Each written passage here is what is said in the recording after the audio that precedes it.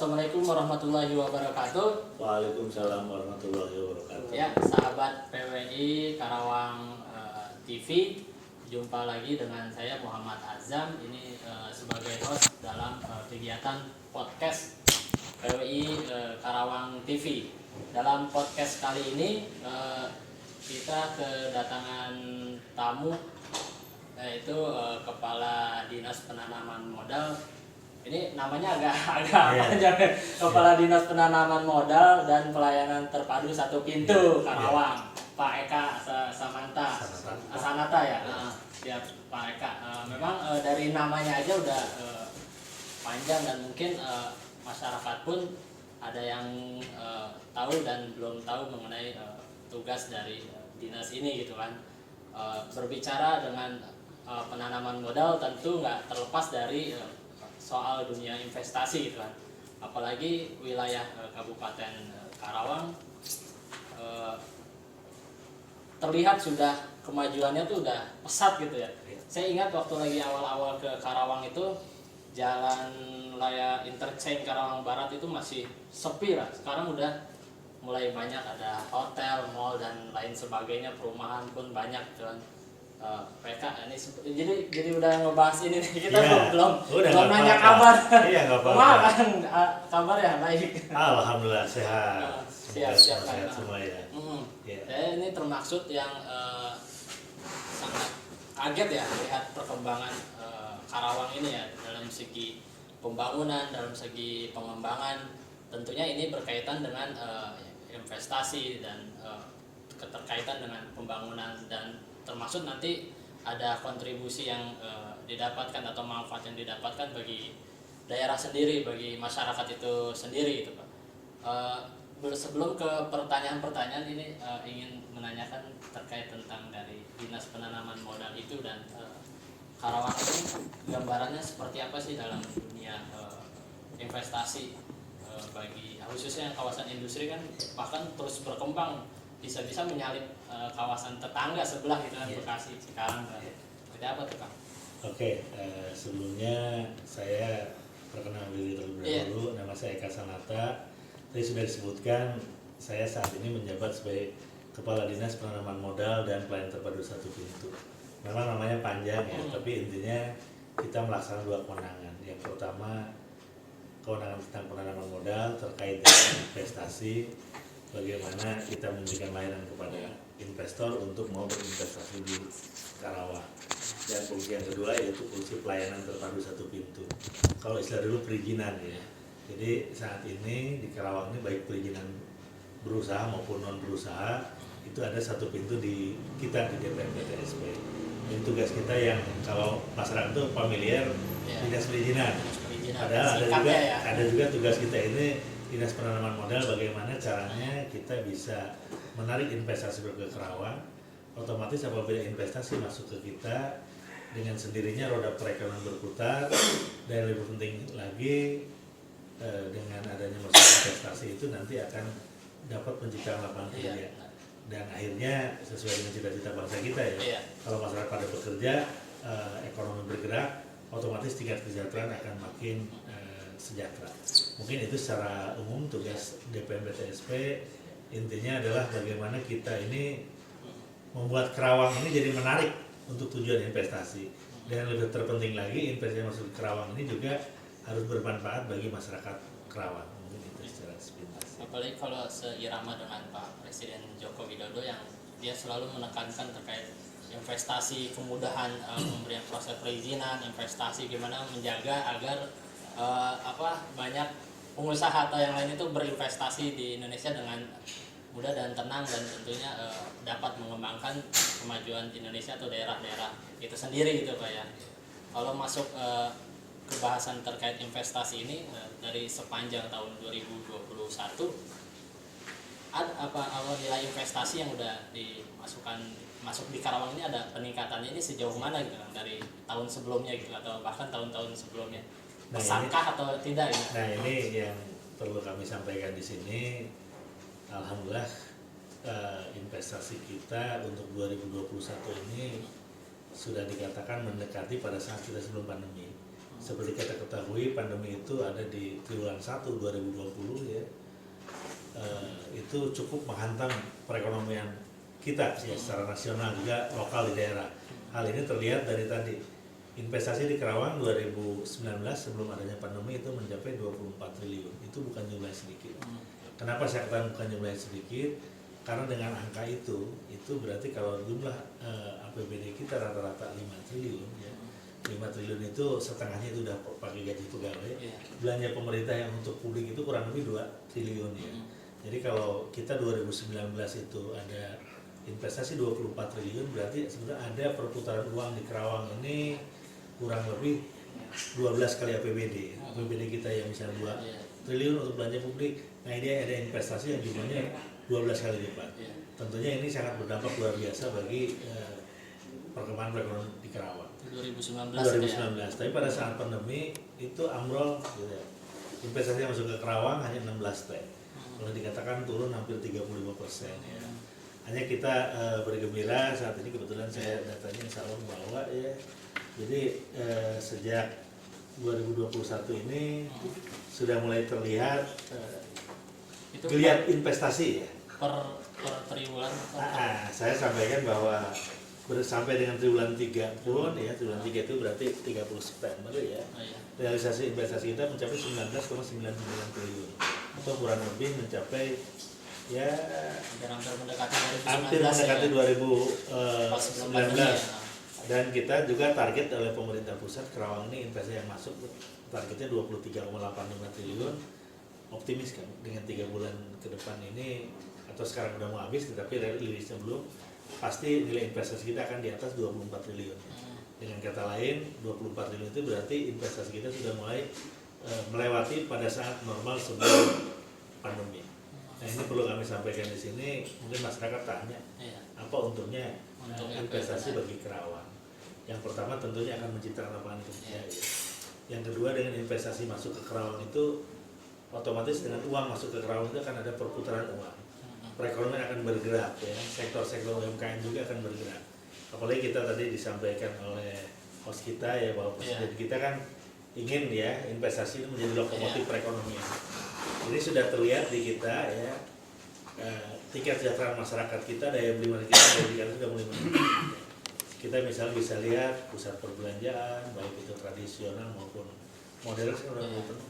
Kita berharap mudah-mudahan pandemi segera berakhir.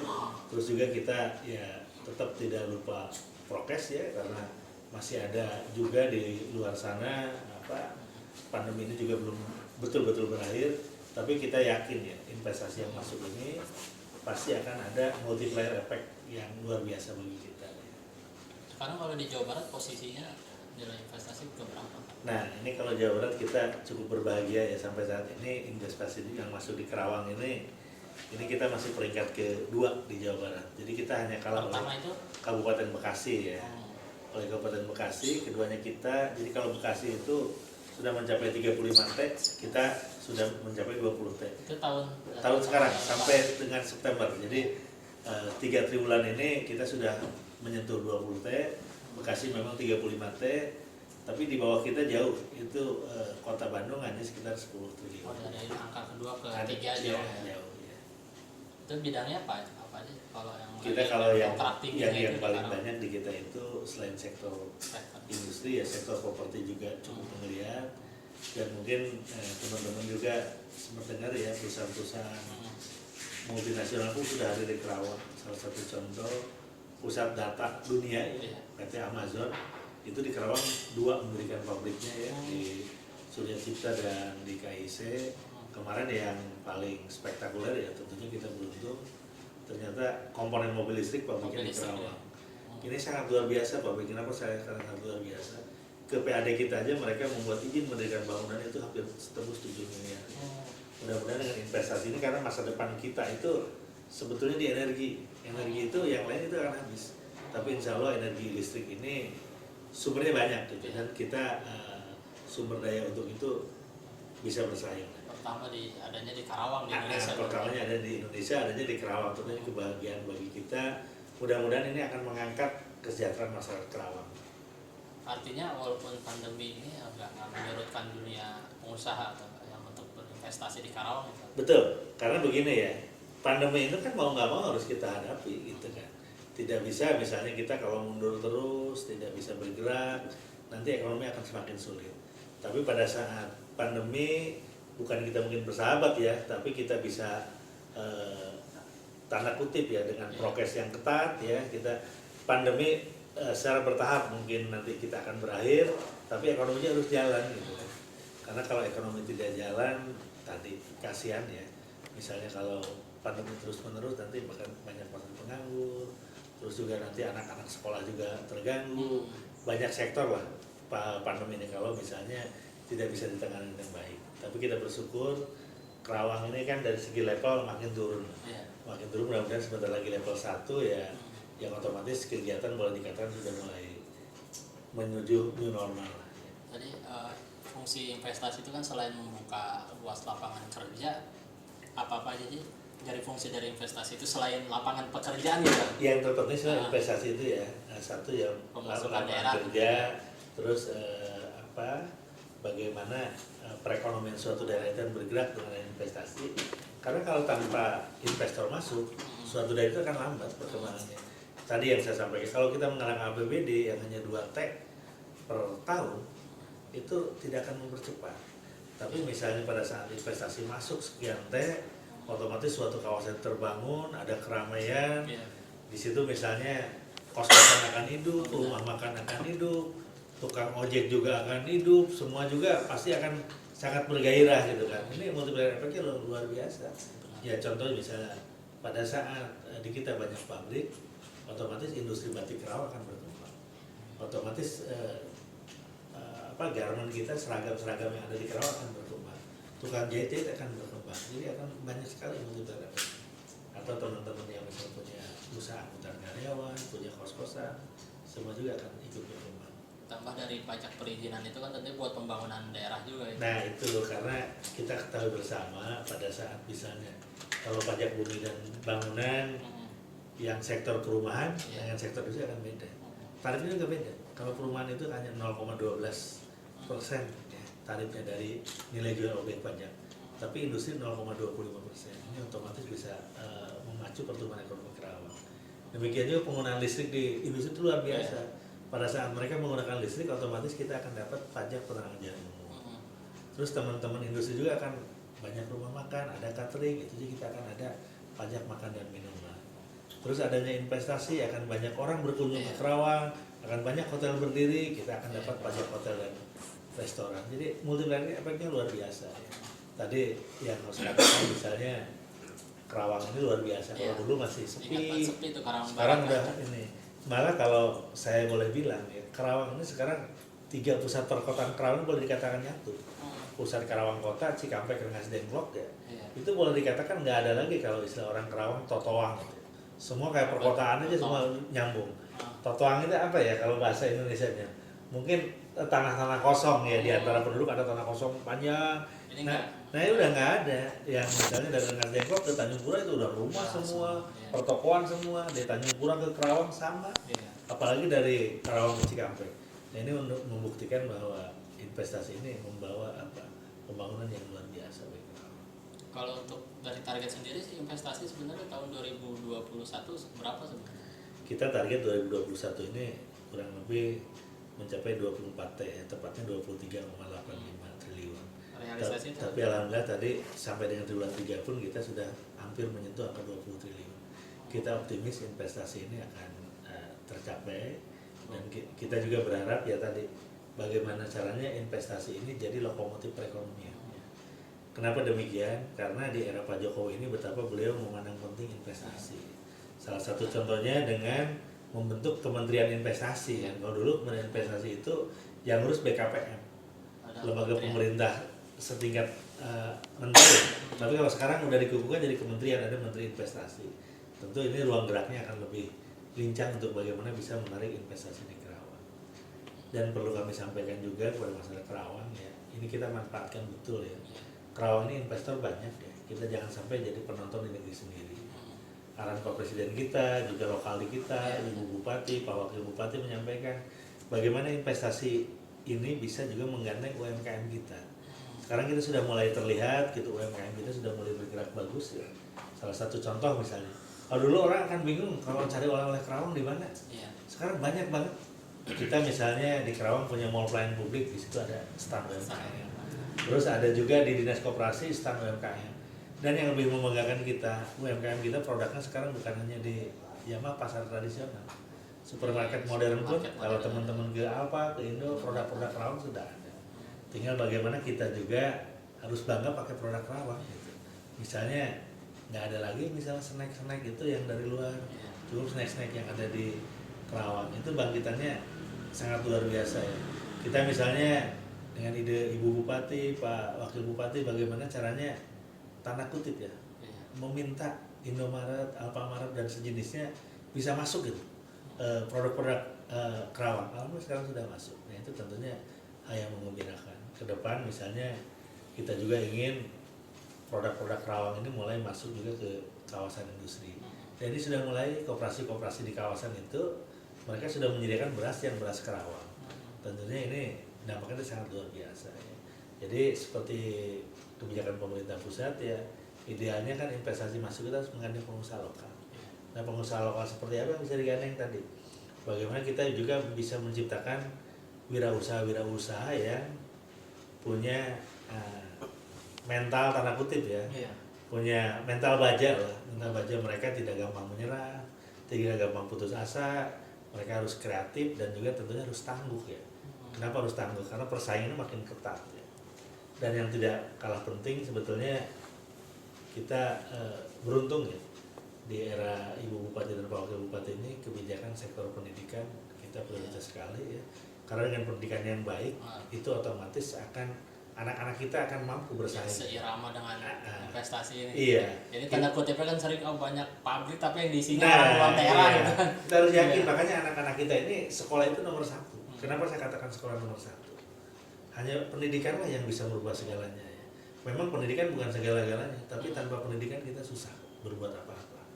Saya ambil contoh banyak kebijakan pemerintah Kabupaten Kerawang yang cukup berpijak pada regulasi yang ada, terus pro rakyat gitu. Saya merasakan betul ya, bagaimana di Kerawang ini saat ini fasilitas pendidikan tidak lagi sulit. Setiap kecamatan itu sekarang sudah punya SLTA. Dulu yang namanya di Kerawang ini, mohon maaf ya, saya pernah sekolah SLTA di Kerawang 30 tahun yang lalu. Yang namanya sekolah negeri itu di Kerawang hanya ada di Kerawang, di Cikampek, di Rengas Dengklok, di Telaga Sari. Di luar itu tidak ada. Kesininya mungkin di kota-kota yang kecamatan yang ramai, Cilamaya mulai ada gitu kan, Pedes mulai ada, Batu Jaya mulai ada. Tapi di 10 tahun terakhir ini kita bangun seluruh kecamatan ada SLTA. Sekarang nggak ada lagi ceritanya orang Loji susah sekolah. SMA Pangkalan ada, SMA Tegalwaru ada, orang Batu Jaya, SMA Batu Jaya ada, SMK Batu Jaya ada, SMK Tirta Jaya ada. Jadi akses itu makin mudah. Nah ini kita beruntung pada saat dialihkan ke provinsi, seluruh kecamatan sudah ada SLTA. Dan ini modal awal yang luar biasa. Dan tentunya ini mungkin Mas Radyo belum semua tahu gitu ya. Kita ini Pemda Kerawang ini punya andil besar pada penegrian Unsika ya. Saat ini Unsika jadi perguruan tinggi negeri gitu, anak-anak kita sekolah nggak usah jauh gitu kan. Dan yang lebih membanggakan ya, dengan kebesaran hati Pemda menyerahkan asetnya kepada pemerintah pusat dalam hal ini Kemendikbud ya, terus juga dukungan pemerintah provinsi menyediakan lahan 30 hektar di Karawang ini. Alhamdulillah tidak banyak kabupaten kota yang punya perguruan tinggi negeri.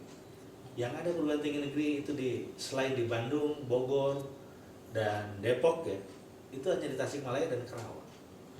Di luar itu tidak ada kabupaten yang punya universitas. Nah ini tentu harus bisa dimanfaatkan betul. Unsika itu mungkin nanti akan jadi universitas kelas papan atas lah, kita optimis. Nah ini harus bisa dimanfaatkan masyarakat Kerawang.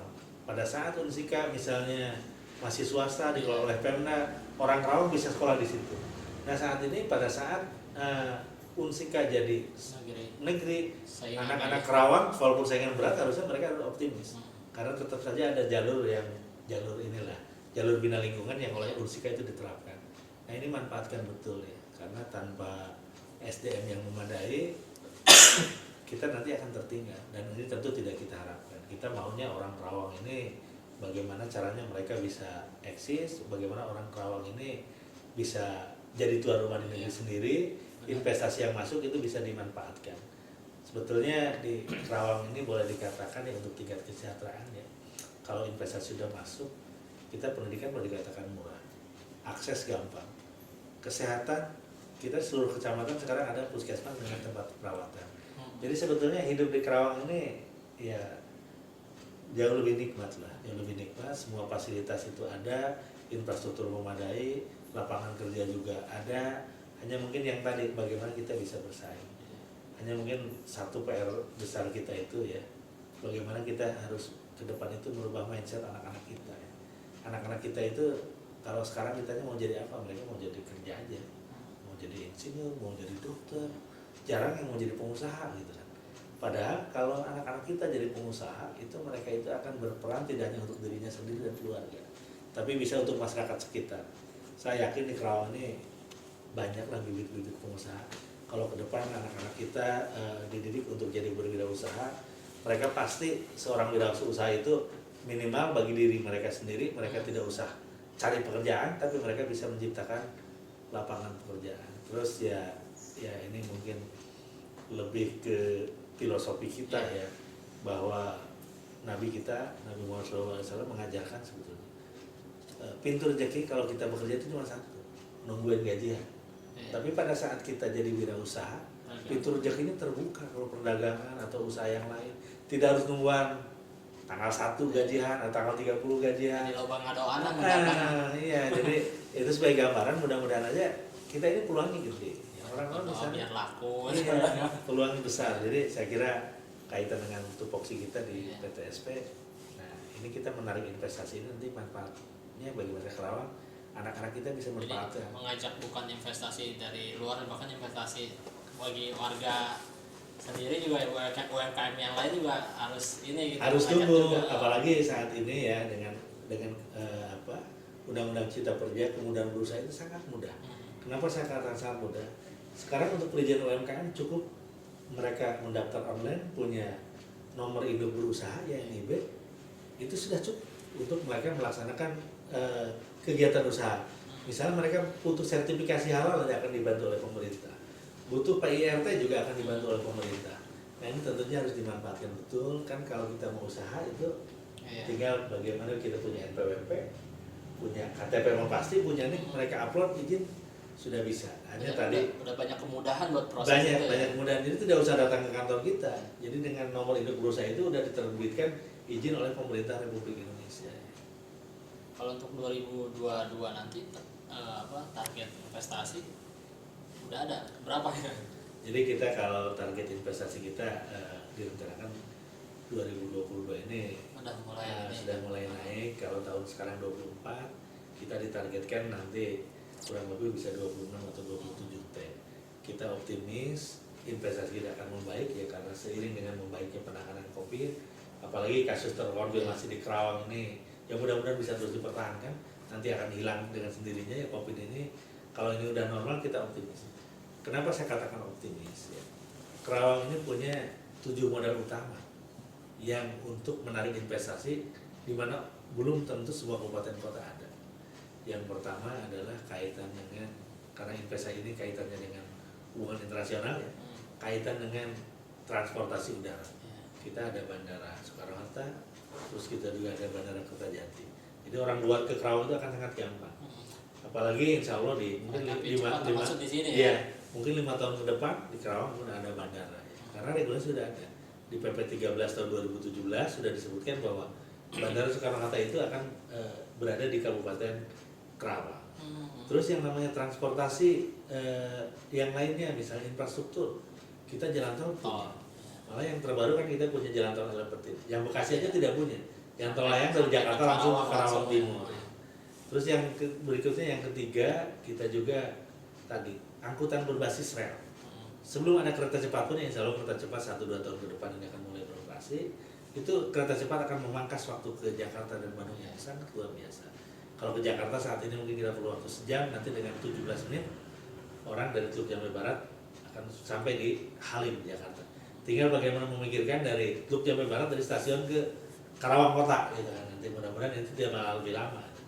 Terus yang berikutnya yang tidak kalah penting ya, kita juga untuk barang itu kita didukung oleh pelabuhan Patimban yang baru, ada juga pelabuhan Tanjung Priok. Ke Tanjung Priok akses kita akan mudah karena lagi dibangun sekarang tol dari Cibitung ke Tanjung Priok. Lengkap ya. Lengkap. Terus yang tidak kalah pentingnya tadi energi. Listrik kita dari dulu juga pelanggan di industri itu pelanggan eksekutif ya, langganan bisnis itu. Mereka disuplai khusus oleh PLN ini dari PLTA Jatiluhur. Sekarang di PLTGU Cilamaya juga nanti akan mensuplai. Jadi kayak energi tidak masalah. Telekomunikasi apalagi nggak ada di Karawang, susah sinyal ya. Terus yang terakhir yang tidak kalah penting kaitan sumber daya air. Alhamdulillah Karawang ini juga ada proyek yang SPAM Jatiluhur, sistem penyediaan air minum Jatiluhur, adanya di Karawang ya. Nah ini akan menyuplai air untuk kebutuhan industri dan perumahan yang ada di Karawang. Jadi bagaimana investor nggak minat gitu ya Karawang? Ya nanti investor tidak minat, dan kita juga untuk memudahkan investor ya, kita Pemda Karawang ini memberikan yang layanan yang eksak. Kita selain punya kantor DP PTSP, kita juga punya namanya mall pelayanan publik. Mall pelayanan publik ini kita memberikan kemudahan kepada investor atau kepada masyarakat. Karena apa? Karena layanan kita itu 7 hari dalam seminggu. Sabtu Minggu biasanya kantor pemerintah tutup, ini kita masih tetap buka. Terus biasanya kantor pemerintah sampai jam 4, kita di mall pelayanan publik ini sampai jam 6. Nah tentunya kemudahan-kemudahan ini bisa dimanfaatkan oleh masyarakat, oleh investor. Ayo berinvestasi di Karawang. Yang tidak kalah penting tadi, masyarakat juga lebih dimudahkan dengan adanya mall pelayanan publik. Mungkin masyarakat belum tahu di mana MPP itu, mall pelayanan publik itu adanya di Galuh Mas atau di daerah Teknoman. Itu daftarnya online, jadi kita ada kepastian. Misalnya kita daftar hari ini, kapan kita bisa dilayani itu sudah ada. Jadi udah dari rumah daftar dulu. Dari rumah daftar dulu. Terus gimana orang tua kita yang tidak familiar dengan teknologi informasi yang begitu canggih? Kita di sana ada staf yang akan melayani, akan didaftarkan, akan tahu kapan gitu. Malah kita juga punya layanan prioritas ya, untuk yang sepuh, untuk yang disabilitas, misalnya ibu hamil, tanpa antrian pun pasti akan kita layani ya. Kita ada yang namanya layanan premium untuk yang layanan khusus. Mungkin itu ya. Berbicara investasi kan tentunya banyak juga yang berpandangan negatif atau mungkin yang selain tadi yang dijelaskan kan itu hal-hal yang berdampak positif. Tentu dampak negatifnya mungkin nggak bisa dipungkiri, kemungkinan yang dulu area sawah jadi industri, terus karena banyak lalu lalang kendaraan industri, jalan jadi rusak, pelebaran jalan harus dilakukan dan yang lain-lain. Mungkin ada yang berpikiran yang malah justru merusak asli Karawang itu sebagai lumbung padi lah bahasa gitu kan. Bahkan malah berpikir nanti bakal ada nilai lokal atau kesenjangan sosial yang terjadi karena peningkatan investasi yang cukup tinggi atau cepat gitu kan. Nah itu melihat seperti itu gimana Pak? Nah tadi saya di awal dikatakan kita berharap ini tagline ya, maju bersama-sama Pak. Jadi investasi di Karawang maju ini tentu masyarakat harus maju. Kenapa demikian? Karena investasi di kita ini insya Allah semua juga udah dihitung ya, dengan daya dukung dan daya tampung lingkungan. Misalnya salah satu contoh untuk pertanian, kita sudah petakan, kita sudah punya Perda LP2B yang insya Allah kurang lebih 86.000 hektar itu kita pertahankan betul. Dan kita sudah menyiapkan ya dari para pendahulu kita, mungkin pada saat 20 tahun ke belakang itu kita sudah menyiapkan. Jadi sawah-sawah yang saat ini misalnya jadi perumahan, itu memang sudah dihitung. Sudah dihitung bahwa itu untuk dukungan industri gitu kan.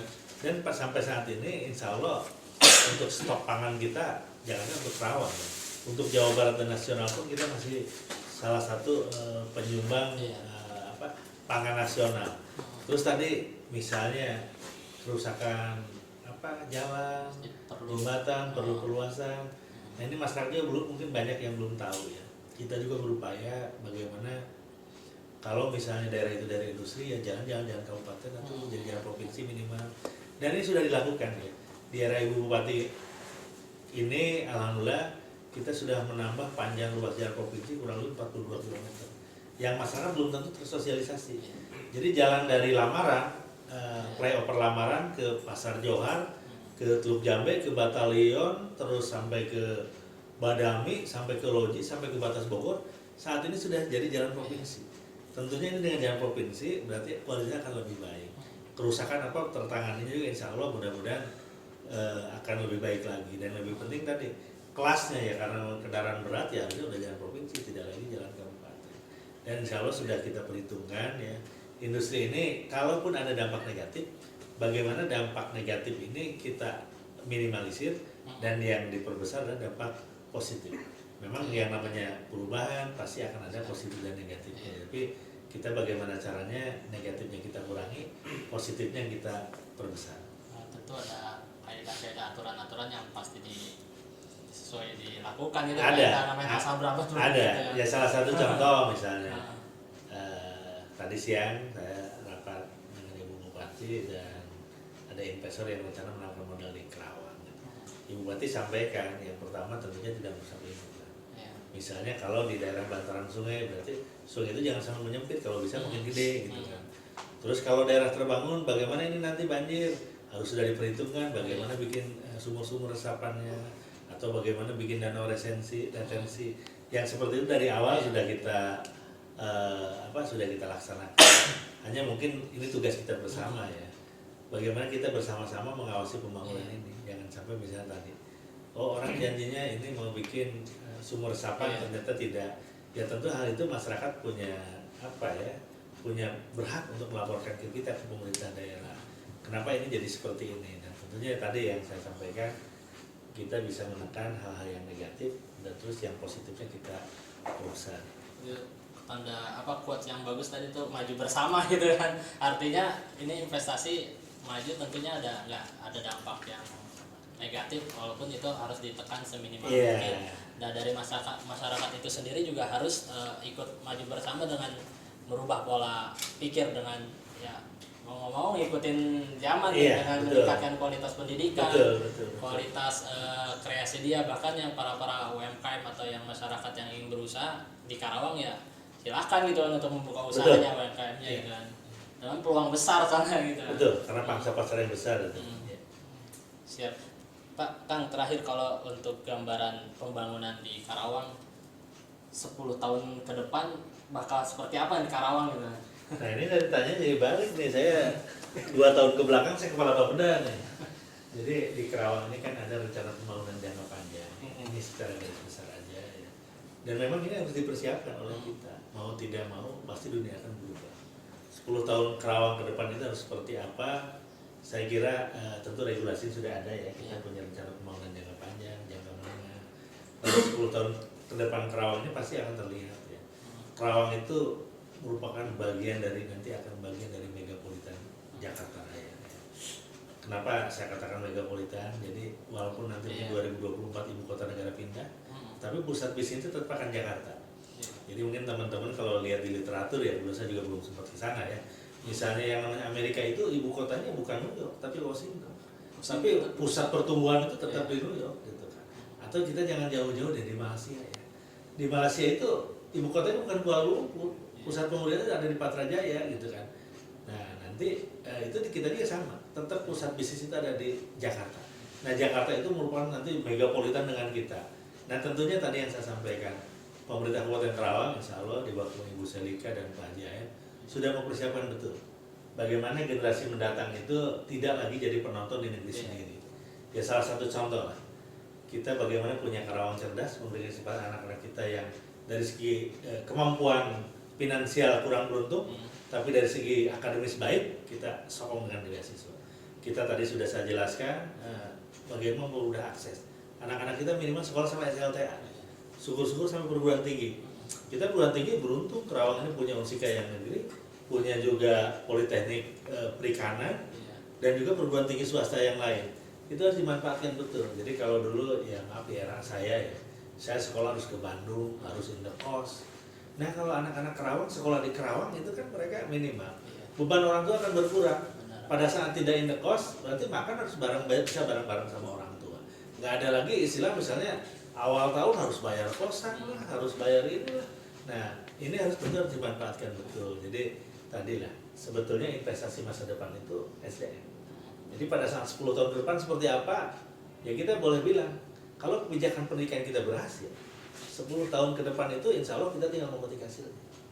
Dan tadi kita juga harus sama-sama pola pikir kita ini, kalau kita ingin merubah masyarakat Karawang, yang pertama tadi masyarakat kita harus sehat dulu ya.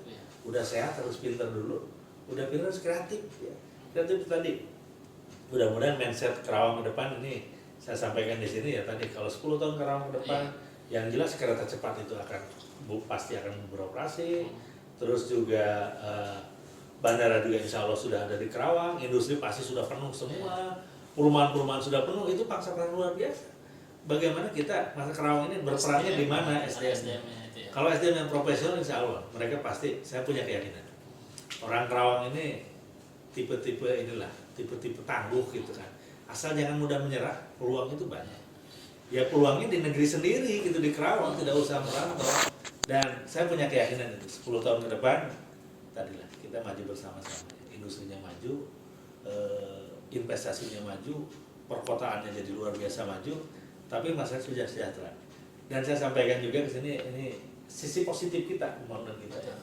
Ini teman-teman ya silakan mungkin bisa lihat rilis BPS ya. Kita ini di era industri dan pipe ini IPM kita naik luar biasa ya. Tadinya kita peringkat ke 16 dari 27 kabupaten kota ya. Kalau dihitung kota aja, karena kota itu 9 kota di Jawa Barat itu IPM-nya sangat tinggi ya. Kabupaten itu yang tinggi itu IPM-nya nomor 1 Kabupaten Bekasi, nomor 2 Kabupaten Bandung karena penyangga ibu kota provinsi ya. Yang ketiga Sumedang. Kenapa Sumedang bagus? Karena Sumedang ini ada perguruan tinggi, semua ada di situ gitu kan. Indeks pendidikannya bagus mereka. Yang keempat Kerawang, baru kesininya Purwakarta, Ciamis, Bogor. Itu yang tersalin oleh kita. Tapi memang pandemi ini kemarin berpengaruh juga. Pada saat pandemi menghantam kita, banyak industri tanda kutip kolap, pusat perbelanjaan tutup, daya beli kita otomatis drop. Nah, daya beli kita drop, kemarin IPM kita agak sedikit termerosot ya. Jadi pada saat tahun kemarin rilis 2021 Purwakarta naik lagi. Jadi kita peringkat Liga Nasional Purwakarta, tapi kita optimis tadi dengan investasi sudah mulai gerak ya. Pendapatan masyarakat mulai naik lagi, pasti insya Allah kita akan naik lagi. Memang idealnya kita udah posisi ideal, jadi kita itu kesejahteraan nomor 4 ya di antara kabupaten. Kita mungkin dengan Bekasi susah ngejarnya ya, kita dengan Bandung ya penyangga ibu kota provinsi, terus dengan Sumedang pusat pendidikannya banyak di sana, kita 4 ini ideal. Jadi kalau kedepannya ya tentu ini akan makin baik dengan saya. Itu tadi yang menariknya itu kan terkait gencarnya investasi yang ada di Karawang kan, mau nggak mau kita harus siap dengan perubahan itu. Tentunya sebagai warga atau sebagai orang Karawang sendiri ya harus mempersiapkan SDM-nya. Tak hanya bukan pemerintahnya aja gitu, masyarakat pun harus bersiap diri untuk menyambut perubahan-perubahan yang akan terjadi di Karawang. Kan ada terakhir pesan atau kata penutup yang disampaikan buat masyarakat Karawang terkait investasi ini gitu. Penutup yang pertama, kita dorong betul teman-teman kita ya, masyarakat Kerawang, khusus pelaku UMKM, silahkan lengkapi legalitas perizinan. Pada saat ini dengan perizinan yang online, atau kalaupun perlu memerlukan bantuan pendampingan oleh kita ada siap di counter kita, ada khusus untuk pendampingan UMKM ya. Mau chatting online, mau apa nanti kita siapkan juga gitu kan.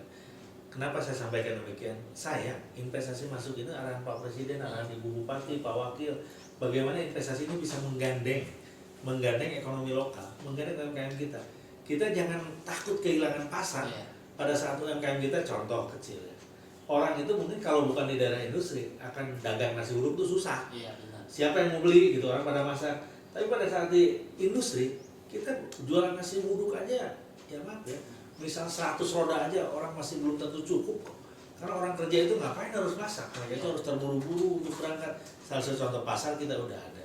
Atau yang tadi saya sampaikan, pada saat kita jadi daerah industri, orangnya banyak mungkin di daerah lain itu yang namanya kos-kosan susah, siapa yang mau indekos. Di Kerawang ini kos-kosan bisa banyak. Nah itu dimanfaatkan betul oleh seluruh masyarakat Kerawang. Jadi kemudahan perizinan yang sudah diberikan oleh pemerintah ini dimanfaatkan betul. Terus ya tadi juga saya berharap ya, kita juga sudah sering sampaikan ke teman-teman investor, tolong gandeng orang Kerawang, tolong gandeng UMKM Kerawang ya. Karena ini amanah pemerintah pusat. Jadi investasi itu yang maju tidak hanya industrinya, tapi masyarakat Kerawangnya maju ya. Yang terakhir ya tadi saya pesan kepada kita semua usaha anak-anak muda ya. marilah kita song-song lah Karawang yang akan lebih maju ini ya. Marilah kita jadi tuan rumah di negeri sendiri ya. Kita tidak bermaksud primordial ya, tapi akan sangat elok, sangat ideal pada saat suatu daerah maju, masyarakat juga harus sejahtera ya. Jangan sampai nanti daerahnya maju, kita jadi penonton di negeri sendiri. Dan tentunya ini pemerintahan kita ya, Pemda Karawang sudah mempersiapkan betul bagaimana anak-anak kita jadi generasi muda yang tangguh, generasi muda yang bisa bersaing dengan bekal pendidikan yang memadai. Dan insya Allah sebetulnya hidup di Karawang ini boleh dikatakan murah. Kenapa saya katakan murah? Biaya rumah tangga itu pada saat biaya pendidikan itu murah, otomatis konsumsi rumah tangga akan berkurang. Pada saat sakit, biaya kesehatan itu tidak usah mengeluarkan biaya, otomatis juga pengeluaran rumah tangga akan berkurang. Nah ini sebetulnya di Karawang seperti itu. Jadi pendidikan murah, kesehatan kita terjamin. Ya maaf walaupun jangan kalau sakit ya. Tapi orang Karawang ini kalau pun sakit, punya BPJS dan BPJS, selama mau dirawat di layanan milik pemerintah itu tidak usah mengeluarkan biaya. Atau misalnya salah satu contoh kesehatan, perlu penanganan kesehatan lanjutan di Bandung. Kalau orang luar Karawang mungkin kalau di Bandung susah. Orang Karawang itu di Bandung disediakan oleh Pemda yang namanya rumah tunggu pasien rujukan. Jadi kalau ada masyarakat Karawang, ada keluarga kita yang sakit di Bandung, yang sakit mah dijamin oleh BPJS, tidurnya juga ada di rumah sakit dibayar oleh BPJS. Tapi yang nunggu, mereka sering terlantar. Nah Pemda Karawang ada yang namanya rumah tunggu pasien rujukan. Yang nunggunya itu cuma 200 meter ya Sandarikin. Pemda Karawang sediakan makannya 3 kali sehari. Kalau misalnya beruntung ambulan bisa disediakan mobil ambulan. Nah ini bentuk-bentuk public service Pemda Karawang diberikan. Tadi selain investasi ya. Investasi juga kita memudahkan, layanan masyarakat juga kita mudahkan. Mungkin itu. Ya, ini luar biasa sekali pembahasannya, mungkin kan karena Karawang ini begitu pesat ya kalau saya benar-benar melihatnya, walaupun belum jadi warga Karawang karena baru di Karawang itu melihat perkembangannya luar biasa. Tadi sebagai penutup ingin menjadi penonton atau ingin menjadi yang melakukan langsung untuk bersiap menghadapi perubahan-perubahan yang terjadi di Karawang. Itu jawabannya ada pada diri masyarakat Karawang itu sendiri. Demikian podcast dari PWI Karawang TV kali ini bersama Kepala Dinas Penanaman Modal dan Pelayanan Terpadu Satu Pintu Pak Eka. Untuk kesempatan hari ini terima kasih atas penjelasan semuanya. Salam sahabat PWI Karawang TV. Assalamualaikum warahmatullahi wabarakatuh. Waalaikumsalam.